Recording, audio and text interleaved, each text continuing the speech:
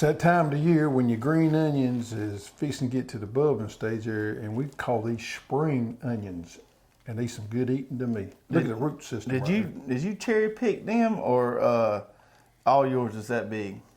Well, most of them. I might have searched around to find it better, but most of them look pretty good. Yeah. Because I got some that are that big, but all mine ain't that big. Yeah, they pretty good size. I think you might have been trying to brag a little bit. Well, maybe. Yeah, we had a 2-minute tip come out on Wednesday about spring onions. Right, dude, I get me a handful of them, take me some scissors, cut them out there. They store in the fridge a little better. Yep. Take him, cut that Here you go. You got your knife there handy. Cut them roots off there. Just like that right there, nice fine eating. Eat the greens and all. You go catch you a fresh mess of fish, fry them up. That's good right there. I'll let you have that one.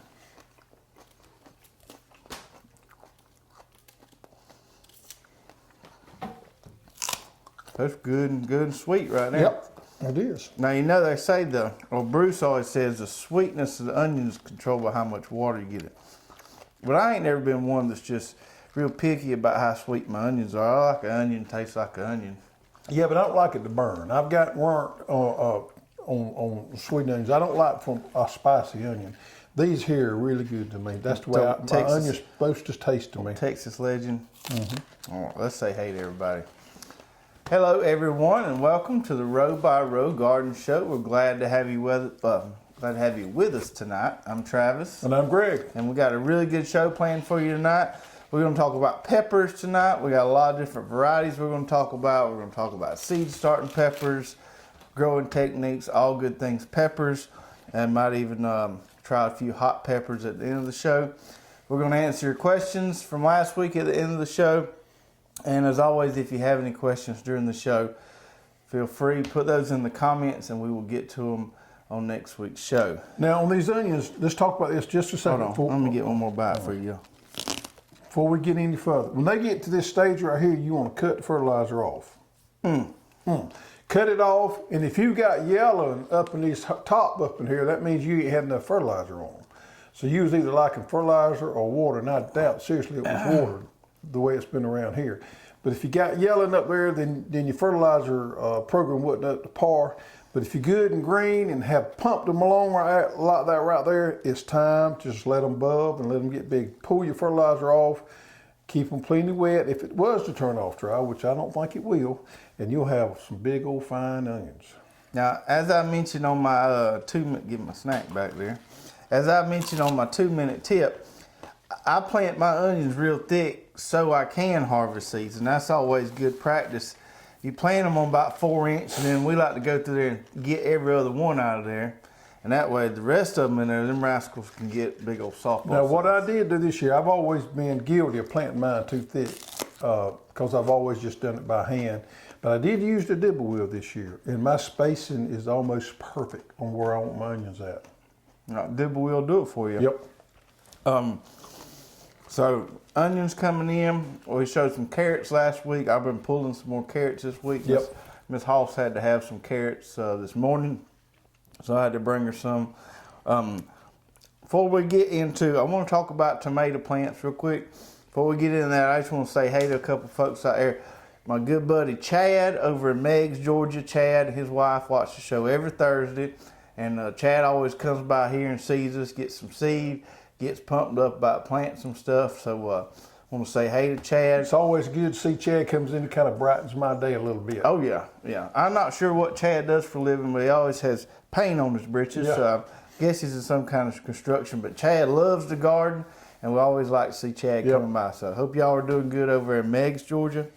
And speaking of Chad and several other folks have told me, we've been talking about our tomatoes, especially our hybrid varieties, and we talked last week about how those seeds were pelleted and primed, and that means they're going to jump off and germ a little quicker.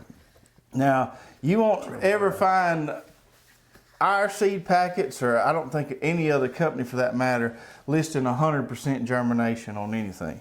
I can't remember what the germ on the Bella Rosa says. It's in the 95, that range. But I've had a bunch of people comment on videos and call, and Chad was telling me that they got 100% germination on some of their tomato varieties. Now, we had them old pepper rats get into ours, so we lost a few.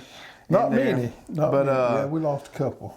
We got pretty good germination on those right there. Yeah, the Bella Roses are the Bella more. Roses are on this end. It looks like 100% germination there. We got the Mount Glory, which looks like that's where the pepper rats got. The pepper rat got 2 of ours, but the rest of them germinated good. And then the Brandywine, boy, the rats really liked him. That's Brickyard. Yeah, it is Brickyard. He liked rat liked him, but they're looking pretty good. All right, so let's talk about something a little different. Hold that flat right there up. Let's show people what the difference is on pepper and tomato germination. So you can see that right there. Now these flats were seeded about the same time, but those peppers take forever. To give you an idea, don't give up on your peppers when you're planting them, trying to get them to germinate. They just popping through. In fact, some of them are still trying to pop through there as of today. And if you go out there and talk to them peppers a little bit, it helps. Yep. And see there, that tomato plant's about ready to be planted. That's how far along these babies right here are compared to what those peppers are. So don't give up. And speaking of these, we've talked about this a little bit before. Let me grab this one. Well, oh, here's one I just grabbed. This is a good one right here. Okay. Well, let me go with that. Okay. So you can go to your big box hardware store and buy you a big old potted tomato plant. The smaller the soil block is there, the better it's going to do when you put it in the ground. Less transplant shock. It's going to be a lot more, the root's going to be a lot more vigorous, and it's going to take off and go a lot better. So we going through probably our last cold spell of the year. Once this cold spell's done this week, I'm going to set these rascals outside the greenhouse for a few days. Harden them off. Let them harden off. And I'm probably going to plant tomatoes in a couple of weeks. If not before on me, If not before. Now, say it was to strike cold again and we wasn't able to do that, we could pot these up in 4-inch pots. But I'd prefer to plant them straight from here because it's less effort and they're going to do better when we put them in the ground. So to give you an idea where these plants are right here, if I wanted to shoot these up and I was going to plant them, and I knew I was going to plant them next week, I'd hit them one more time with fertilizer. Boom. Boom. And then in a week's time, they would be big, ready to go. However, if I want to hold off a couple of weeks, I set them outside, I don't hit them with fertilizer, and I let them get just a tad bit on the dry side to harden off, and that'll hold them. So to hold your plants, back off on your water a little bit and back off on your fertilizer, and they'll hold fine. If you want to pump them up, get them going, shoot them again with some of that 20, and man, that'll go to town. Yeah. If you was behind, you kind of shoot the juice to them. We ain't behind.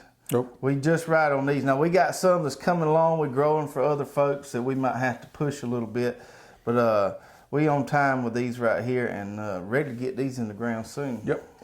So good germination on them tomato seed. If you hadn't got your tomato seed already, get you some, and we promise you'll have good germination, especially in those trays and with that Pro Mix. I got dirt all over me.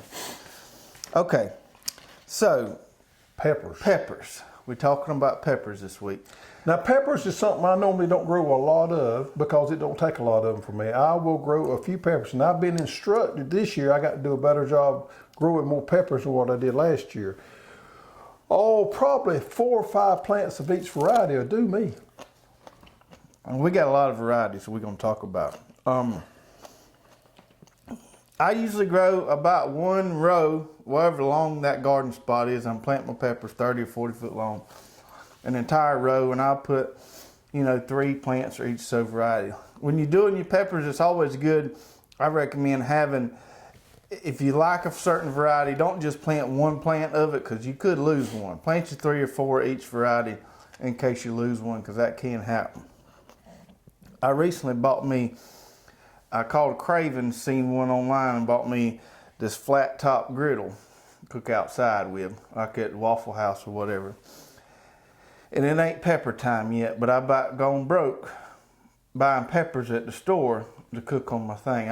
Anything I can find to cook on that griddle, I've just been loving it. So I can't wait for peppers to come in and onions to get ready so I can have them in the garden ready to cook on that thing. You know, if this Hoss thing don't work out, I'm gonna go to Waffle House, keep me a job as a cook. I've always wanted to cook at the Waffle House. You look good with one of them yellow hats on there. That just, the only thing is, them hollering and all that at me sometimes might get me confused. But them boys really know what they do with chopping that stuff up, and they just act like they got it together. And I've always been a little envious of that. That's what I kind of feel like when I'm out there on my griddle. I got one of them sticks in each hand, kind of just doing it around. Gets me all excited. Anyway. Peppers. Growing pepper plants, you got, as we said earlier, and I don't mean to be a dead dog with this thing, but you got to be patient with them. Probably one of the first things you want to plant to get them up and get them going. Once they come up, you can step these up because you're not growing a lot of these more than likely. So you can step these up in a 4-inch pot, or you can plant them directly out of here. I've done both. If I'm in a situation where it's going to be a little while, I'll step them up in a 4-inch pot and let them grow up a little bit more and set them out. They don't like cold weather, so you want your soil warming up when you plant these.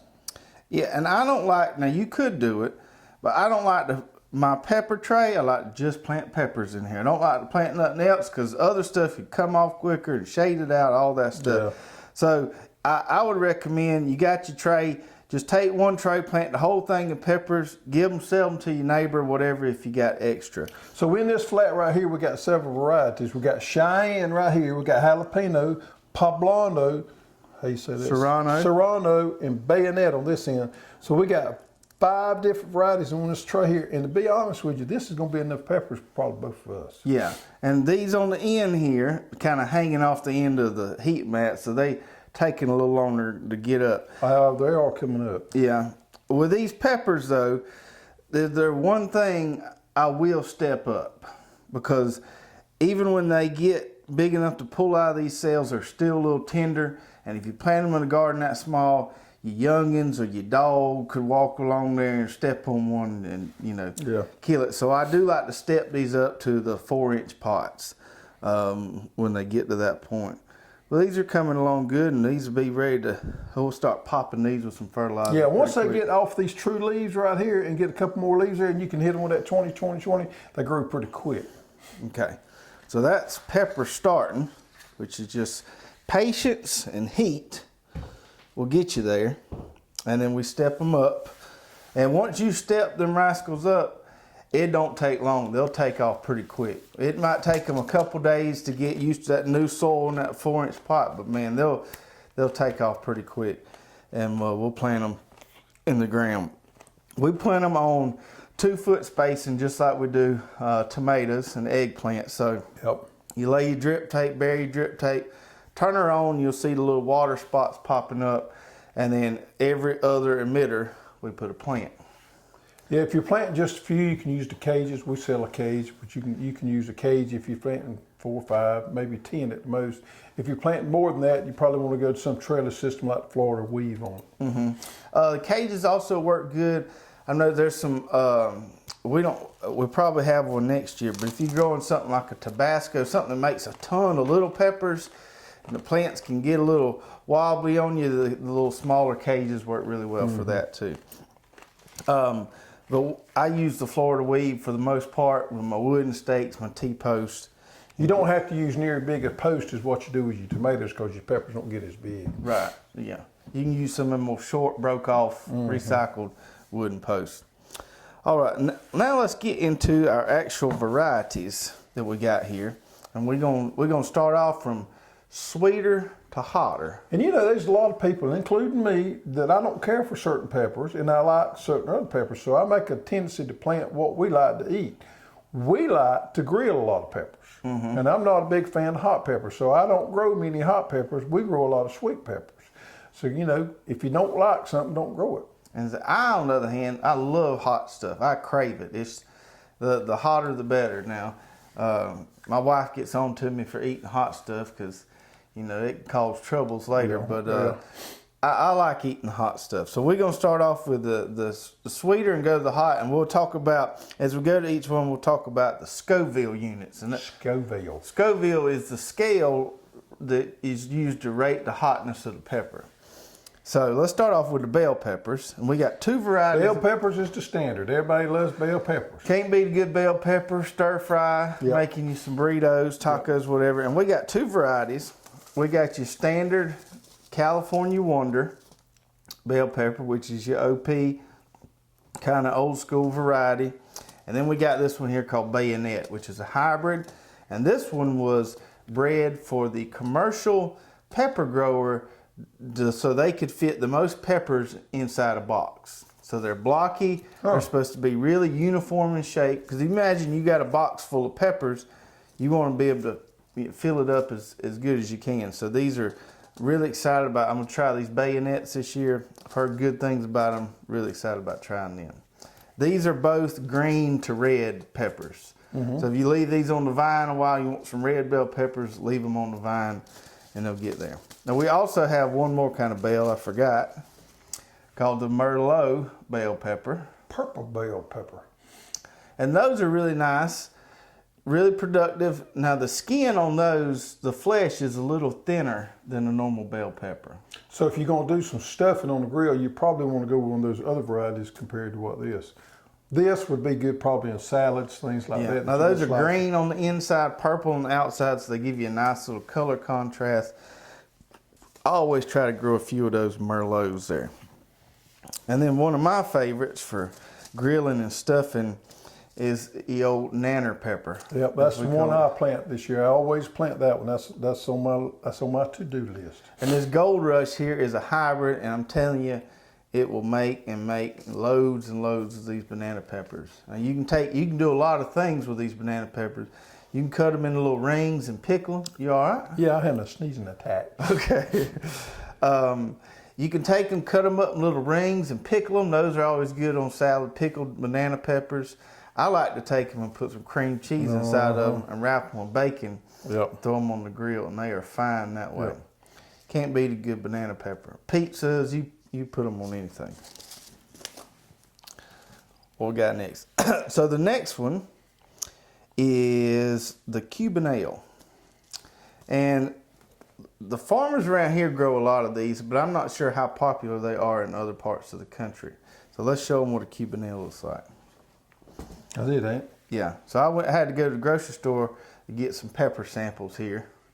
So this is a Cuban ale, and these are sweet. They do. This is a Cuban ale too? Yeah, okay. They're both Cuban ales. So these do register. The other ones don't even really register on the Scoville scale. These register at 100 to 1,000, so they come in pretty low. These are really sweet. We like to eat these raw. You want to cut one open for us? Now, I have said it earlier, I'm not a big fan of hot peppers, but these don't get out of the hotness for me. I can eat these right here, and I like these because they are big and they stuff well. So I will grow Cuban ales. We do our football tailgates in the spring. We like to put these on a vegetable tray and just dip them in ranch or something other. Mm-hmm. They're real good. So yeah, those are not hot at all. These are really good for stuffing because they get nice and big. You can put rice and sausage and all kind of good stuff in there. That's our Cuban ale. And that's also a hybrid variety. Oh, I'm spitting out pepper there. A hybrid variety called Aruba. Aruba, Jamaica. Mm-hmm. Oh, I want to take you. I'm going to put that over here because I'm going to do a little something with that right there. Okay. The next one, which is one that's kind of unique to us, and it's called the Beaver Dam Hot Pepper, but it ain't real hot. They just call it a hot pepper because it ain't a bell pepper. And so these get pretty big too. Nice and red. And I made me some breakfast burritos with these this morning. And I'm telling you what, these are fine. And they're pretty. They're pretty. So if you're doing stir fry, trying to impress your neighbors, this is the one you want. They got a good taste to them. That's a little different. Yeah. It's almost kind of... It's almost got a sweet flavor to it. Usually with peppers, if they're red or orange, they got kind of a fruity taste to them, which is these do. They do. So that is the Beaver Dam, which you see right here. It says Beaver Dam Hot Pepper, but it ain't very hot. No. That's a really good one to have. I would classify that if I was doing the classification as a sweet pepper. Right. Of course, you get a hold of them seeds, it could change the story a little bit, but we ain't seeds. If you leave them seeds membrane in there, it can be a little hotter. Okay. So, did you want to put that one on your stack, or you want to leave that? I believe we will. Okay. You sold me on that one. Okay. The next one, as we're getting a little hotter, we're getting to, in the 1,000 to 1,500 Scoville range, which is still pretty relatively mild. We got our Poblano here. There's our seed packet. And we got a variety of that called Tiburon, which is a hybrid. It's really good. Now these are really hard to find, these Poblanos, and probably about 4 or 5 years ago, this got to be my favorite pepper, because I also like to stuff them and grill them. But even if you want to roast them on the grill and eat them raw, this is one of my favorites right here. And these have a little thinner wall than the Beaver Dam or the Cubanelles. They got a real good flavor to them. It's just a touch of heat right there, but they got a real good flavor, although that Beaver Dam does too. Now the Poblano, you heard people talk about ancho chilies or ancho sauce, or chipotles. So a chipotle is just a Poblano that you leave on the vine and let it get red and mature. So you'll make you some of that good kind of smoky chipotle sauce. Leave these rascals on the vine, let them get red. You can roast them, blend them up, and you got you some real good sauce there. Yep. I don't really taste any. I don't taste any heat there. No. Okay, well, we're going to get there. We're going to get there, unfortunately. The next one, which we don't have an example of, is the Anaheim pepper. And I really like the Anaheim. It's a little warmer than the Poblano, but it ain't going to light you up at all. It's another good one to stuff.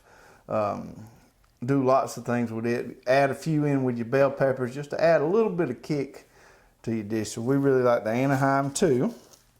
And then we've got our old jalapeno. Now, I always got to grow me 1 or 2 plants. I don't grow many because I'm not a huge fan of jalapeno, but I grow 1 or 2 because the wife likes to make salsa and she loves jalapeno. So if I got to grow 1 or 2 of those. And these babies here can really get hot sometimes. Yeah, now the hotness of the pepper, they say, is has a lot to do, because a few rings off the bottom there. The hotness of the pepper has to do with how much water you give it. So if you... Well, I thought there was some varieties of jalapeno that was not They are. sauce. Well, they are. I tried one a few years ago called Jalafuego. You know, fuego means fire. And they were hot, hot, hot. Now, don't take the seeds out. No, I'm cheating over there. Well, okay, here. Cheers. Cheers, okay. That's got a little heat. That's got a little heat to it right there. So that's your jalapeno. That's kind of hitting you in the back of the Follow mouth. that up with some onion. Now you can take those. Sometimes I'll take them and scrape out the seeds and the membrane, and Boy, that was good. so they won't be quite as hot. But I like the jalapeno. They're not too bad. These are really good pickled. I like them pickled. They lose a little heat when you pickle them, soak them in the vinegar. So we got our standard jalapeno there. That comes in at 2,500 to 8,000 Scoville. Every bit of it. Which is a big range because, like I said, it's going to depend on how much water you give them. You give them plenty of water, they won't be as hot. You want that one? No, I ain't going to grow that one. I'm going to grow another one, I think. Okay. Talk And me right then out of that one. the next one we got is the Serrano pepper. Yep. Which looks similar to a jalapeno. We'll put them up here side by side. This is your jalapeno. This is your Serrano. The Serrano is a little bit more long and slender than the jalapeno is, and I really like the Serranos. So what I'll do with those, if I'm cooking some kind of authentic tacos, I'll cut me up a few slices of them green or raw, put them on my tacos, and I like those a lot. So these are supposed to be a little bit hotter than the jalapeno. Oh, really? Yeah. Well, I'm going to take the seeds. I got to take the seeds out. I can't take it.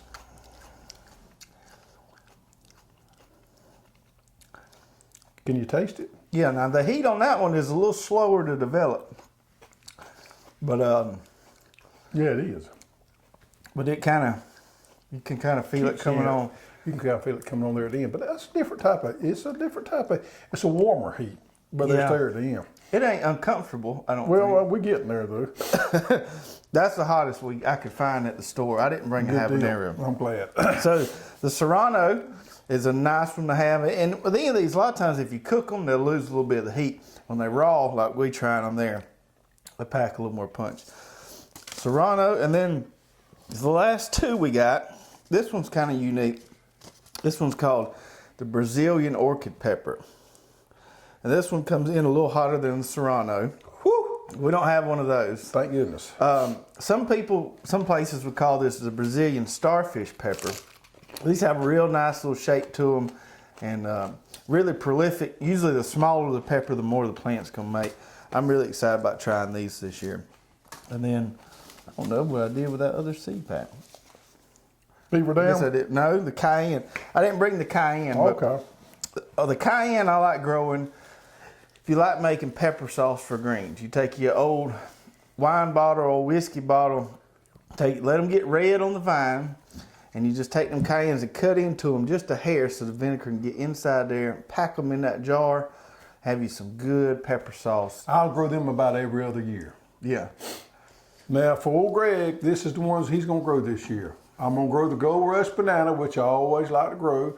I'm going to grow the Cuban Ale, and I'm going to grow this Beaver Dam Hot Pepper that really wasn't hot. Right. And I'm going to also grow the Poblano right there. So that's probably the 4 varieties I'll grow. And I probably will end up growing a habanero, 1, maybe Right. 2. Okay. So just a 1 or 2 hot ones. Yeah. All right. So if you have any questions about peppers, pepper varieties, growing peppers, what to do with peppers, put those in the comments there, and we'll be glad to answer them on next week's show. Now we're going to get to this week's question. You still burning over there? I'm going to eat this onion. You're trying to not act like a wimp, ain't you? Trying to be tough. Man up here. If we answer your question on the show, send us an email to cussserve@hallstools.com and we'll send you a nice prize. What do we got this week? Well, Mr. Red Top Acres says some of the market garden guys are pushing Cherokee lettuce and myrrh lettuce for hot weather. Do you have any experience with that? And do you start lettuce on a seed mat? Okay, I'll go backwards on this question. So, no, I typically don't put lettuce on a seed mat. We can grow it in our greenhouse all throughout the winter. It germinates fine without growing a seed mat. With that being said, some people do use germ chambers. They can get them up in 2 days, sometimes faster. But we can usually get them up in reasonable time without Lettuce is putting them one on of the seed easiest mats. things to grow, in my opinion. And the pelleted lettuce seed germinates and does really well. Easy to singulate. As far as the Cherokee and the Muir varieties, there's a guy in Tennessee. His name's Ray Tyler. He's got an operation, I think it's called Rose Creek Farms. And he has these courses online. I've seen him advertised on Facebook a lot. And his whole thing is he wants to teach you how to grow lettuce year round. And he really talks about these Cherokee and Muir varieties. And we've heard of them before. I've actually grown that Muir before. It's a nice I one. like it, yep. So we're definitely going to have the Cherokee next year. I'm pretty sure we're going to have the Muir too, and we hope to have it in pelleted form. Yeah, if I have them, I want to have them in pelleted form. So definitely have the Cherokee, working on the Muir, and those are both good varieties. Heat tolerant. Heat tolerant. Real good heat tolerant varieties. So you can get them in kind of later in spring. Yep. All right, and then our second question comes from Randy Leonard. And he says, when you cut your seed potatoes, do you just lay them out separately or do you put them in a bucket and put the cover over them? Thanks in advance. I just cut mine up and leave them in the shop and out of the weather, of course. And I just cut them up, put them in a bucket. Now, I don't think it would hurt to lay them out, definitely. But I've never had any problems with mine rotting in a bucket. So I just get me a bucket and I cut them up, put them in a bucket. I don't cover them or anything and leave them in there for a few days and plant them. What I did notice was the ones we did this year, the ones at the bottom of the bucket that have been sitting there a few days, they had already made roots and stuff because I guess there's a little more moisture there at the bottom of the bucket. Maybe. Sometimes I like to go out there just so they're kind of all evenly sprouted every day or so and just flip my bucket into another bucket. Never done Keeps that. the bottom from getting too wet and keeps it all kind of that moisture equally distributed. It might just be in my head, but something I like to do. All right, folks, if you enjoy watching the show, and we're glad to have you every week, if you're watching us on YouTube, hit that thumbs up button, give us a big thumbs up, hit that subscribe button if you haven't already. If you're watching us on Facebook, hit that like button, give us a comment, and please hit that share button. Tell all you good gardening friends about our show. We love to have all y'all here with us every week. Absolutely. All right, that's going to do it for tonight, and we will see you guys next week. Take care.